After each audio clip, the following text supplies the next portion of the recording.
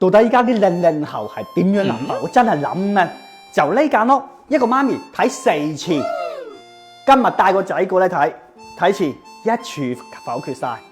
話呢間屋真係舒服，咁嘅視野，咁嘅景觀，係人睇啱都中意噶啦。望翻園林，望翻泳池，成間屋原木風，全部貴租好晒，總價50幾萬。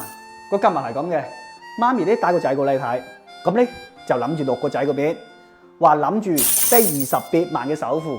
嗱，你仲要睇睇呢度管道煙氣有煙火氣嘅，係咪先啊？衛生間都咁靚。講翻先啦嚇，真係我唔知點諗嘅，俾20幾萬首付，貸30萬，幫佢計嘅啦，月供1200幾，個仔即刻領導話唔在，我唔買樓。個講真嗰句呢間屋攞出嚟租嘅，1500到1700蚊點都租出嚟啦，係咪先啊？佢話你要買就落自己面，唔好落我面。佢媽咪嘅初衷係乜嘢呢？